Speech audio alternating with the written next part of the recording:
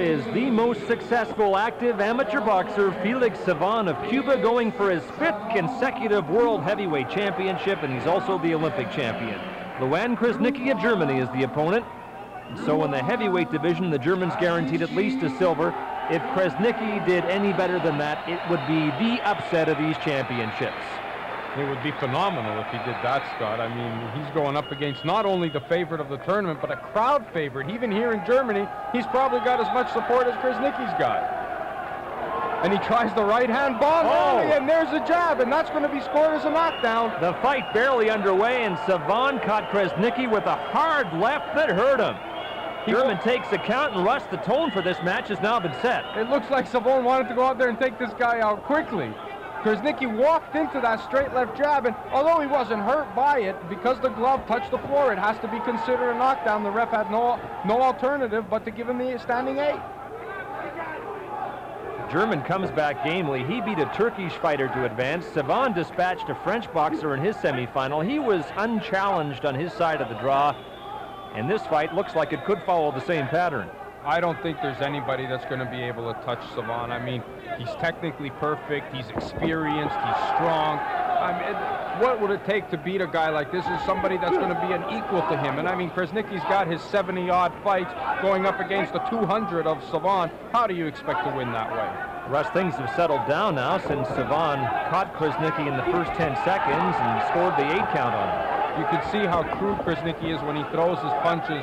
They almost look novice-like as compared to Savon. And look at Savon, big, well-muscled, great shape. He could make a whole lot of money as a pro, Russ, but he's loyal to Cuba, boxing there for over a decade, and therein lies the story of the success of the Cuban boxing team. Well, he's loyal, but I don't know that he has much of an alternative than having to be, but we know how well the sport heroes are taken care of behind the Iron Curtain, and Cuba is still a communist state, and they are revered. And Felix Savon, who now is going for number 5 world title, as we know, is the most revered of them all. Savon won this class in 86, 89, 91, and 93. He and Teofilo Stevenson have won 6 of the 7 titles in this division. Stevenson moved up to super heavyweight in 1982. Krasniqi holding on at every chance he gets, and Savon now deciding to try the right hand to the body. It worked for him a little earlier, and he's trying it again, trying to take the wind out of Krasniqi. You know, you got to envy a guy like Krasniqi. Here he is in the finals of the World Championship against Felix Savon. I don't know how happy he is about that.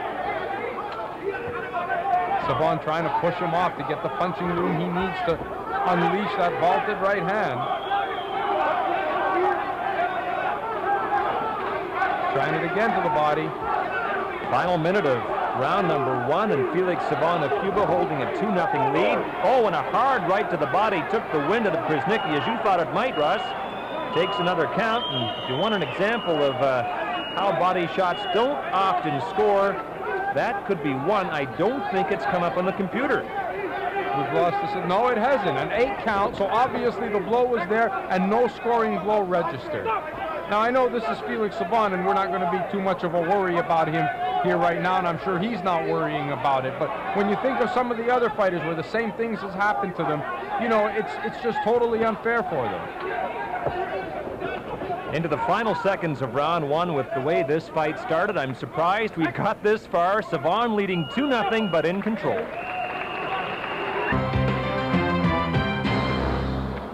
Cuba's Felix Savon grew up in Guantanamo City, just outside the American Naval Base in Cuba, distinguished himself in boxing as a youngster, and now in Berlin he's going for his 5th World Championship and Cuba's 4th gold of the tournament. Savon leads Luan Krasniqi of Germany 2-0 as we get set for the start of round number 2. Krasniqi has already taken 2 8 counts. And one was on a beautiful, hard right hand to the body, which landed with authority, but of course none of the judges saw it. Oh, there's clear, though, Russ, that Savon is in control of this fight. Quickly to the attack, scores 2 points, one of those with another body shot, and so he leads 4-0. Yeah, good right hand again. I said earlier he was looking for that right hand to the body, and he certainly has found the mark with it. You see, Krasniqi, I think some of the wind has been taken out of him, because as soon as they get in close, he grabs right onto Savon. And there is a whole lot of power behind those body shots. Oh, there's a good jab caught. Krasniqi coming in. Look at Krasniqi grab the arms. Look at him. And now push him away. Alcid Seguera not worried about this fight. You may recall how different his mood was when he watched his light heavyweight, Diaz Vani Vega, en route to losing to Antonio Tarver of the U.S. in that gold medal final. And even Krasniqi's clothes are taking a beating here. He's sent to his corner to get his top fixed. He's being shredded, you say?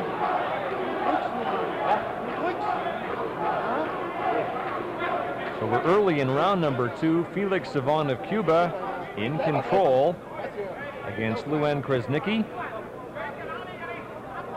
A bank clerk by trade.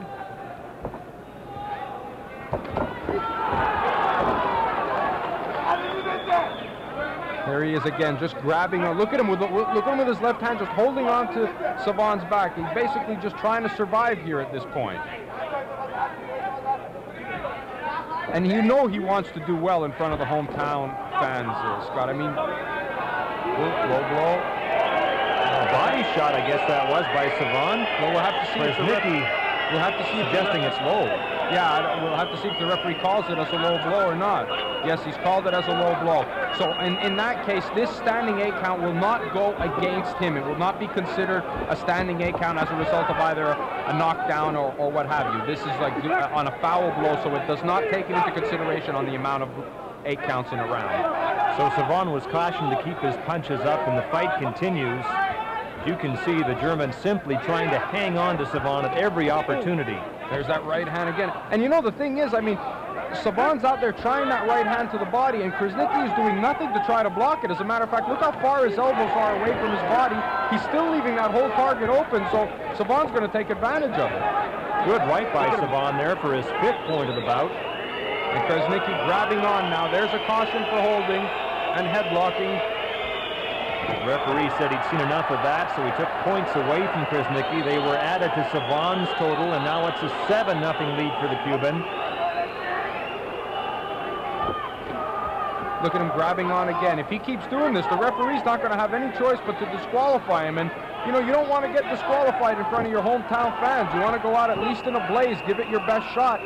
They'd be more proud if he was to get tagged on the chin and take the 8 count and the referee stops the fight than to lose on a disqualification. It's obvious, though, that Krasniqi knows he's in just too tough against Felix Savon. And the referee is being lenient with him, too. He's let him get away with it. There it is, the grabbing again. Now, the ref could come in right now and take another point away clearly. So Felix Savon's 5th consecutive world championship is well in hand. Ooh, right hand almost got through. That just grazed by the chin of Krasniqi. Gap is now 8 points, make it 9 for Felix Savon as he maintains control. Just hanging on, Krasniqi, is it? Look at him jumping in. That's going to be another caution. That'll be another point. No, well, that'll be the end of the fight. He's stopping it. Is it on a disqualification or not? If he would have disqualified him, he would have had to signal that he took the points away. I think he's just calling it a stoppage. RSC. Whatever, Russ, the referee has seen enough, and he stopped it. I think this is a good call. Krasniqi was not interested in boxing Savon, and so with just a few seconds to go in round 2, the referee stops the contest, and Savon has his 5th world championship. Unbelievable. Unbelievable. You can't fault the referee. He gave Krasniqi a break. You know, he tried to let him stay in there. I'm sure he didn't want to do that, but at the end, he just had no choice. I mean, Krasniqi was literally jumping and grabbing and bear hugging Savon. So it's gold for Felix Savon at 91 kilograms. Look at the right hand, Scott. Right inside that left hook. Krasniqi took it well, though.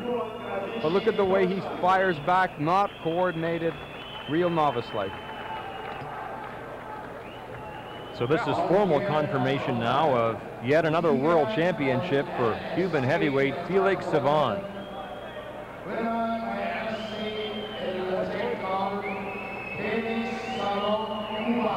There it is, number 5. The German crowd may not like it, but surely they understand it. Referee stops the contest, and that gives Felix Savon the world championship for the 5th straight time. In the featherweight class, the Bulgarians boasted the defending world champion. Serafim Todorov made it to the final with a win over the German boxer, and Todorov was heavily favored over a younger and less experienced fighter, Nuruddin Medjaoud of Algeria. Medjaoud was outclassed by the Bulgarian, who seemed able to read Medjaoud's every move, witnessed that right, and then Todorov's avoiding the Algerian's punch. Todorov had it all going for him in this fight, en route to his third world championship in '91 in Sydney, Australia. He won at 54 kilograms, then moved up to 57 and won at Tampere, and successfully defended that championship here. The super heavyweight division was wide open with the tragic death of Cuba's Roberto Bellato in a car accident last summer. The finalists were Alexei Lesin of Russia. He beat Lawrence Klaby of the U.S. to advance, and Vitaly Klitschko of Ukraine, who defeated René Mons of Germany in his semifinal. This category has only been in the last 5 world championships, and Cuba's won it 4 times, Teofilo Stevenson once, and Bellato 3 times, 89, 91, and 93. In Berlin, the title was passed to the Russian. Lesin overpowered Klitschko on the way to a 12-3 decision for Russia's second gold of these championships. They won the super heavyweight and flyweight classes. With Felix Savon's championship, Cuba finishes 4 for 6 in gold medal finals in Berlin, and 5 straight titles for Savon. It has never been done before, and it's a moment worth recording. Back with more from the World Championships in Berlin in just a moment.